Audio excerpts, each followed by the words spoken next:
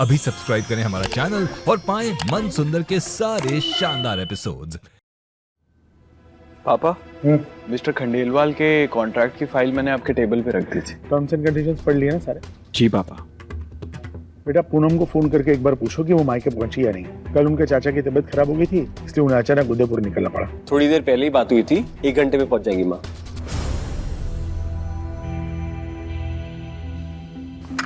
भैया चाय। Thank you.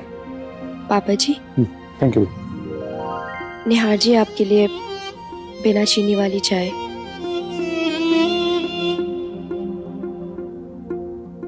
और ये फ्रूट चाट।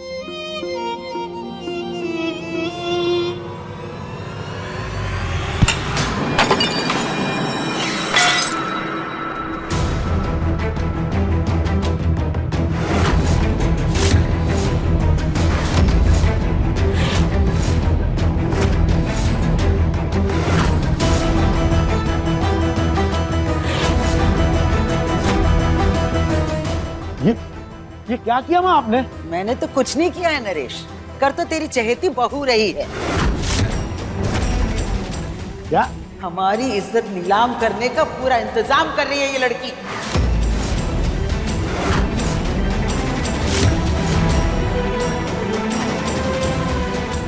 ये क्या कह रही हैं आप दादी जी? मैंने क्या? बस रुचिता, बहुत हो गया ये सती सावित्री बनने का ढोंग, अब और नहीं। चश्मा तुम्हारी आंखों पे लगा हुआ है और मैं भी बूढ़ी हो गई हूँ, लेकिन नजरें मेरी बहुत तेज हैं। सब कुछ साफ साफ दिखाई दे रहा है मुझे। माँ, बातों को गोल गोल घुमाना बंद कीजिए। साफ साफ बताइए कि हुआ क्या? ये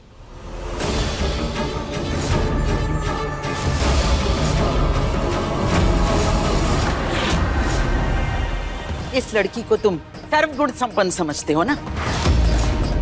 आज्ञाकारी, सुलझी हुई, समझदार, इसीलिए तुमने निहार के साथ इसकी शादी करवा दी। गंगा की तरह पवित्र है ये, करोड़ों में एक है, यही कहते थे ना तुम। इसकी तारीफ करते हुए तेरा मुंह नहीं थकता था। दरअसल सच्चाई ये है, ये लड़की हमारे प्यार और सम्मान के लायक ही नहीं है।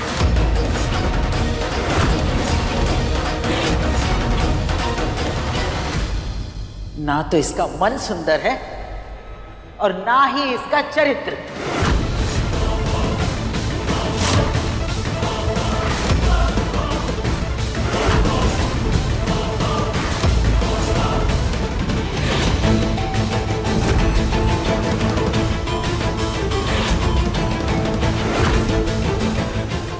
हमारे घर की बहू और निहार की पत्नी होने के बावजूद इसका एक लड़के से चक्कर चल रहा है।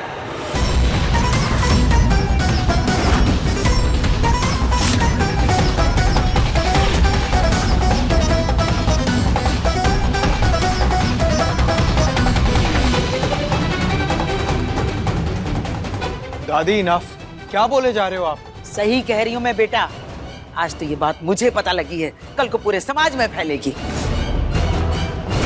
इस लड़की ने हमें कहीं मुंह दिखाने लायक नहीं रखा है। तेरी तो जिंदगी बर्बाद कर दी है इसने। नहीं दादी जी, आपको जरूर कोई गलत फहमी होगी। रुचिता ऐसी है ही नहीं, वो ऐसा नहीं कर सकती। एग्जैक्टली दादी, एक बार कुछ कहने के पहले पूरा सच तो जान लीजिए। आप ऐसे कैसे किसी के कैरेक्टर पे उंगली उठा सकती हैं? माँ, इतनी घटिया बात आप अपनी बहू के बारे में सोच भी कैसे सकती हैं? किस बिना पर आपने इतना घटिया और वाहियात इल्जाम लगाया रुचिता पे? मुझे पता था कि मेरी बात कोई नहीं मानेगा, इसलिए आज मैं ये सबूत लेके आई हूं।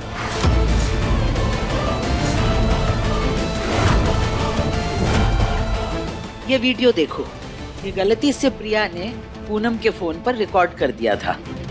पूनम ने मुझे भेजा और तब हम दोनों को पता चला इस लड़की के अफेयर के बारे में।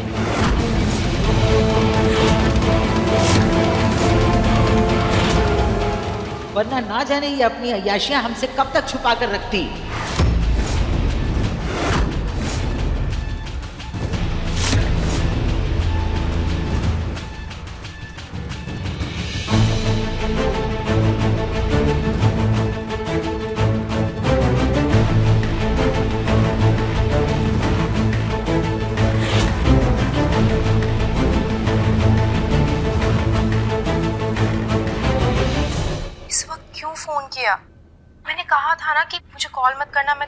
करूंगी।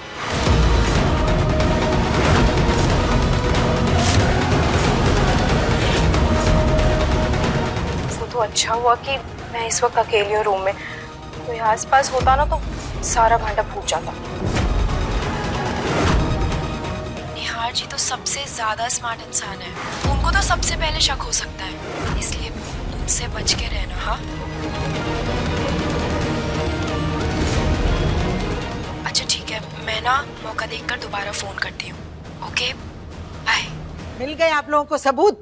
अब किसी को कुछ कहना है?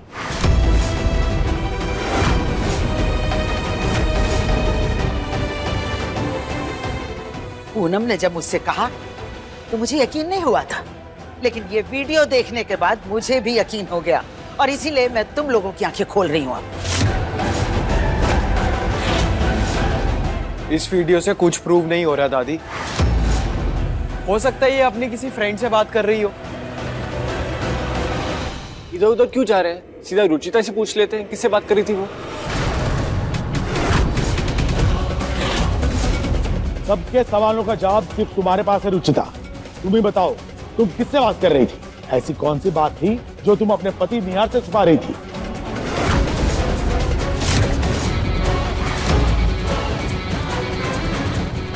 रुचिता, तुम्हारी दादी सास तुमसे कुछ पूछ रही हैं, जवाब दो उनकी बातों का। जवाब दो। मैं अनिल से बात कर रही थी पापा जी।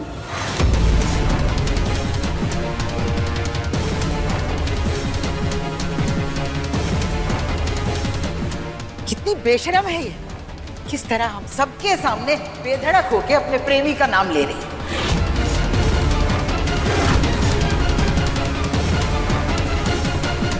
कौन है ये अनिल? कहाँ मिली तू उससे? कब से चल रहा है तेरा ये अफेयर?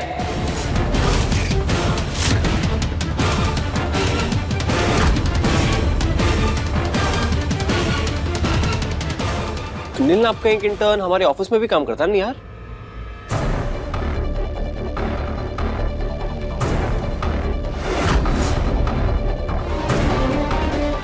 बिल्कुल सही कहा तुमने प्रतीक। अनिल हमारे ऑफिस का इंटर्न है, 19 साल का बच्चा है वो। और रुचिता मेरे कहने पर ही उससे बात कर रही थी।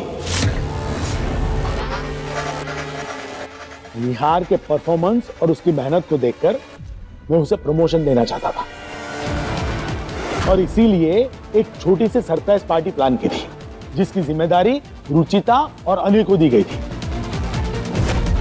और मैंने ही उसे कहा था कि इस बात का किसी को पता ना चले, खास करके निहार को।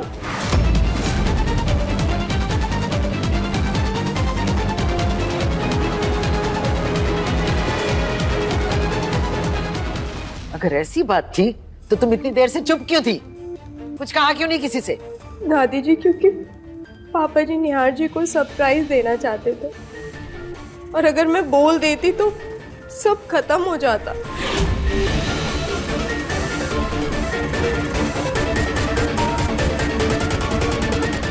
बिल्कुल नहीं सुनती है ये पूनम।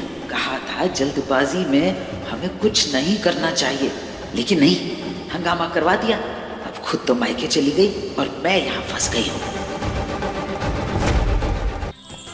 अधिक एपिसोड देखने के लिए हमारे चैनल को सब्सक्राइब करें